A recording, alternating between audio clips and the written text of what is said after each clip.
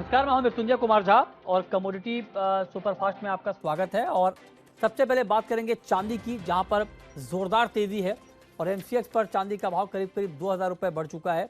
और आप देखिए कि कल आज में 3000 रुपये से ज़्यादा की तेज़ी चांदी में आ गई है। 71,700 के ऊपर इस वक्त चांदी में ट्रेड हो रहा है। बड़ी तेज़ी इम्पोर्ट ड्यूटी चांदी के ऊपर बढ़ी है, 4.25%, उसका इम्पैक्ट है।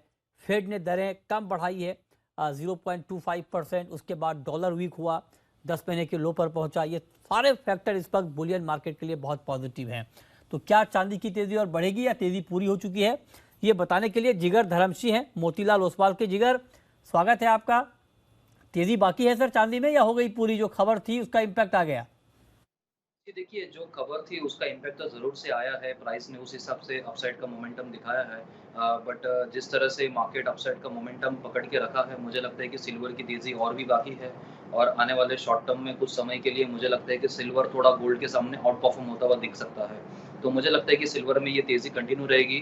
छोटा-मोटा करेक्शन ज़रूर आएगा, बट हर गिरावट पे खरीदारी करनी चाहिए। तो आज के सेशन के लिए भी मुझे लगता है कि अगर हल्की सी गिरावट आती है करंट मार्केट के लेवल से 71,400 तक, तो वहाँ पर एक दोबारा खरीदारी का मौका लेना चाहिए। 71,000 के बिलो का एक स्टॉप लॉस रहेगा। इंट्राडे पर्सपेक्टिव मुझे लगता है कि 72,200 के टारगेट्स मिल सकते हैं। अच्छा, तो चांदी में आप कह रहे हैं कि 72,200 के टारगेट के लिए एक बार बाइंग करना ठीक है। अच्छा, गोल्ड में भी आज ऑल टाइम हाई का लेवल हमने देखा है। मार्केट बहुत तेज़ी के मूड में है। गोल्ड में तेज़ी के पीछे की वजह भी फेड के ऐलान हैं, जहां पर दरें कम बढ़ी हैं। आगे भी बहुत सख्ती के संकेत नहीं मिले हैं। दरें बढ़ेंगी जरूर, लेकिन धीमी रफ्तार से। डॉलर वीक हो गया। बजट में ड्यूटी घटने की संभावना जताई जा रही थी, वो हुआ नहीं। तो गोल्ड के लिए भी कीमतों के लिहाज से ये सारे फैक्टर पॉजिटिव हो गए। तो गोल्ड में अब क्या?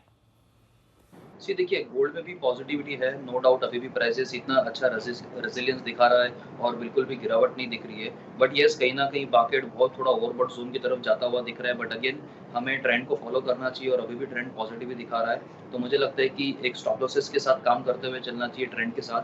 तो आज के सेशन में अगर थोड़ा बहुत प्रॉफ़िट बुकिंग आता है तकरीबन 58,650 तक, तो मुझे लगता है कि वहाँ पर दोबारा खरीदें। 58,450 का एक स्टिक स्टॉप लॉस फ़ॉलो करिए। ऊपरी स्तरों पर मुझे लगता है कि 59, 150 तक के लेवल्स दिख सकते हैं। ओके, तो ये राय आपकी हो गई गोल्ड के ऊपर। अब आते हैं कच्चे तेल पर। कच्चे तेल में कल 3% से ज़्यादा दाम घटे थे। दाम इसलिए घटे थे क्योंकि जो मीटिंग थी जेएमसी ज्वाइंट मिनिस्ट्रियल कमेटी, जो ओपेक और नॉन ओपेक की थी, उसमें उत्पादन बढ़ाने को लेकर कोई फैसला नहीं लिया गया, ना घटाने को लेकर लिया गया। तो उसका एक इम्पैक्ट। दूसरा ये कि अमेरिका में कच्चे तेल का स्टॉक बहुत ज़्यादा बढ़ा है, 20 ईयर हाई पे पहुंचा है। तो क्या इम्पैक्ट आप देख रहे हैं इसका अभी क्रूड पे? और जी देखिए, क्रूड पे ये सारे जो इम्पैक्ट्स है वो काफ़ी नेगेटिव थे और ऑलरेडी उसका रिएक्शंस हमने प्राइस में देख चुका है। प्राइसेस 6300 के करीब या उसके बिलो भी जाते हुए दिखे हैं। बट कहीं न कहीं मुझे लगता है कि शॉर्ट टर्म चार्ट्स पे प्राइसेस थोड़े ओवरसोल्ड ज़ोन में है। तो मुझे लगता है कि आज शाम के सेशन में एक पुल बैक की पॉसिबिलिटी रह सकती है।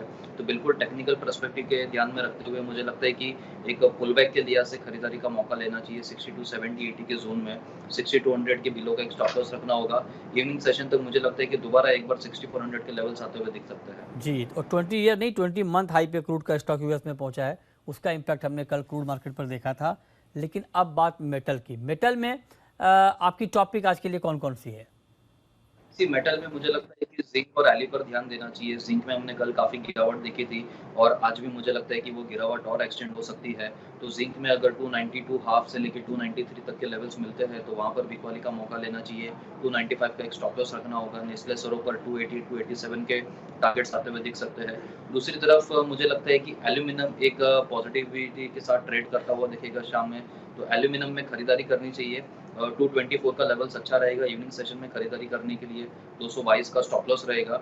229 तक के टारगेट्स आते हुए दिख सकते हैं एल्यूमीनियम में। ठीक है, तो ये 5 कॉल जहां पर आपके लिए ट्रेड के मौके बन सकते हैं। बहुत शुक्रिया जिगर आपका, आप जुड़ने के लिए, बताने के लिए कहां पर कमाई के मौके बनेंगे। छोटा सा ब्रेक होगा और ब्रेक के बाद देखिए 4 बजे की तमाम बड़ी खबरें। नमस्कार।